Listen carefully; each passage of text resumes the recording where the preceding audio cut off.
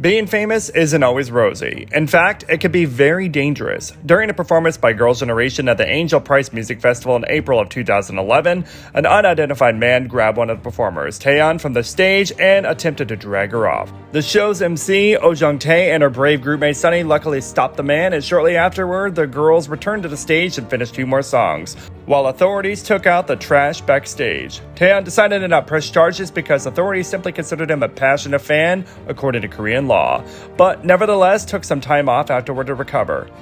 This is only the tip of the iceberg when it comes to the K-pop performances that made headlines. As any performer knows, slippery stages are not uncommon during outdoor concerts. During a September 2015 concert hosted by Korean television network SBS, the then rookie girl group GFRIEND performed Gustas 2 on a wet and very slippery stage. Throughout the performance, which was recorded by a fan, the girls are seen slipping and falling, but they got back up and continued to sing.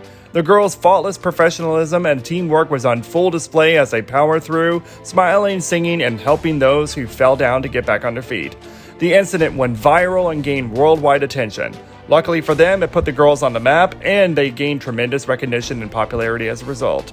But slippery stages aren't always going to bring newfound popularity like it did with GFRIEND. Back in 2010, during SISTAR's rookie days, the group performed at Let's Start Sharing concert with their latest song, Shady Girl. This was after another rainy event, and member Bora is seen slipping on the stage, falling on her face. The performance was halted while she was whisked away, but the group eventually came back and finished the song. Fans later found out that the slip caused serious injuries for her, including a broken arm and thumb. Accidents happen during performances, and in 2014 at a concert in Beijing, Miss A Suzy was performing her own rendition of Frozen's Let It Go. At one point in the performance, while she was ascending some metal stairs, Suzy slips and lands against the stairs. She got back and finished the set, but the fall caused major cuts on her leg and arm, as well as a sprained ankle. Unless you think that the girls are the only ones falling, the boys have their own stories. While performing Queen back in April 2016 for Show Champion, the group History was performing on its own slippery stage in the heavy rain. At the very end of the song, member Jaeho slips and falls on the stage, and it looks painful. Shortly after, he took to Instagram to reveal that the fall resulted in his breaking of his thumb. In that same year, at the Blue Star concert, Taeyeon member Huihyeon suffered a serious injury. She was performing during the group's song Mr. Potter when she fell off the stage less than a minute into the performance.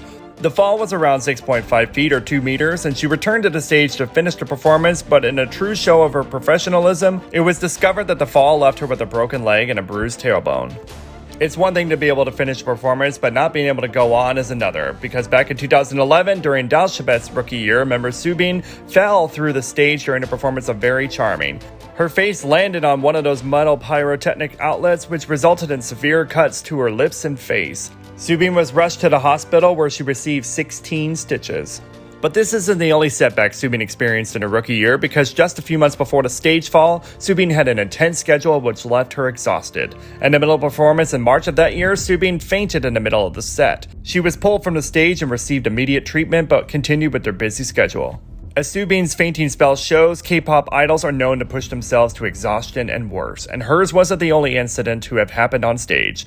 Back in the summer of 2017, VIXX N was performing during the group's Love Me Do when he fainted. Fans worried and his fellow members aided him and took to social media afterwards acknowledging the episode and said that he will take better care of himself, but no one can take care of that summer heat. Idol health often takes a back burner in the K-pop world, and SinB of GFRIEND experienced that firsthand during the performance of Mermaid in 2016. Fellow member Jin was already out for health reasons, and SinB breaks out in a cold sweat halfway during the performance, where you can see her starting to get pale and fatigued. It becomes too much and she collapses right to the ground. She's escorted off the stage, and the hospital later confirms that she's fainted as a result of sudden dizziness. She assured fans that she was completely fine in a live stream shortly afterwards, but was she really? K-pop idols often go through intense schedules with very little sleep and fatigue, and FX's Krystal had sadly dealt with the side effects of this lifestyle for many times before. The first was during a Mr. Boogie performance in 2010, and another a few months later after an ice skating performance in Kim Yona's Kiss and Cry in 2011. Both incidents caused fans and the audience a lot of stress, since she was obviously not putting her health first. Fainting and stage accidents happen with too much frequency because back in 2012, Seungho of MBLAQ had a particularly scary incident during this group's pre-recording on M Countdown. Seungho was performing a backflip and failed his landing, instead of bouncing back onto his head and twisting his back. He was rushed to the hospital to receive treatment while the group continued on, and he later joined them 2 weeks later with modified choreography. Pre-recordings are a standard in K-pop, and when artists are prepared for a comeback, they have a busy schedule of performances back-to-back. This can throw off the vocals for artists, and so some rely on lip-syncing for some or all of a song. Unfortunately, in May of 2016, Girls' Generation's Tiffany did not have the best of luck with her attempt. She had her solo debut, and during the performance of Once in a Lifetime, fans noticed during the broadcast that she was lip-syncing poorly in one part of the song.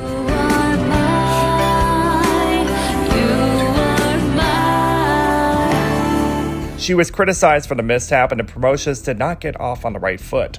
And it's one mistake to lip-sync during a debut, but it's another to have off-key vocals during a live broadcast. That happened with the short-lived girl group Chi Chi, who debuted in March of 2011 with the song Don't Play Around. Their debut stage on MBLAQ lives in infamy for its less than ideal vocals, where the group's reputation was forever ruined.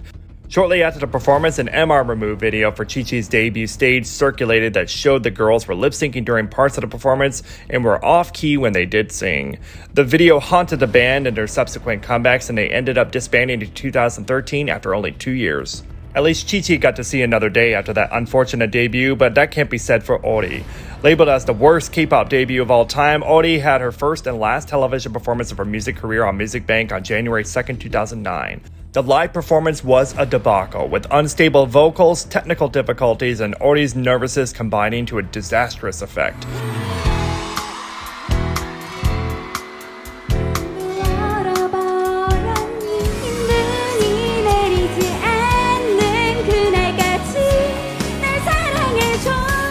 At the young age of 14, the damage was done and her dream career was over. Faced with unrelenting backlash and online bullying, Hottie left her company shortly after the live performance and was reportedly working for a period at a duty-free shop in the Korean airport before relocating to Tokyo and was never seen again. Because there's so many factors that contribute to an excellent performance, it's difficult to expect a singer to be perfect every time. In the very recent case of BTS's Jimin's solo debut just this week, he received a coveted win on M Countdown, and during the encore stages, the artists are expected to sing live without any backtracks. Jimin reported that his inner piece was not working properly, and as a result, he delivered an off-key encore stage performance.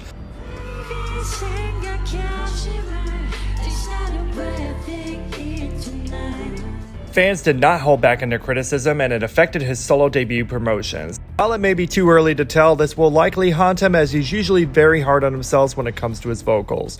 I personally hope he can move on and continue to prove the haters wrong. Scandals and controversies are no stranger to K-pop, and back in 2014, when CL premiered her song Mental Breakdown in a live performance video on YG's YouTube channel, some fans expressed outrage at the use of vocals singing verses from the Quran. The Korean Muslim Federation even issued a statement about how insulting it was to the community and demanded it be removed and an apology issued. YG eventually took down the video and re-uploaded it with a different version of the song that took out a portion of the background music. She came under fire again 2 years later when the original version accidentally was used during her US promotions. She never sang the parts and apologized to the fans once again for the mishap. CL's incident isn't the first offense to have caused international controversy. Back before he was an international K-pop star, Psy used his platform to protest American interventionism.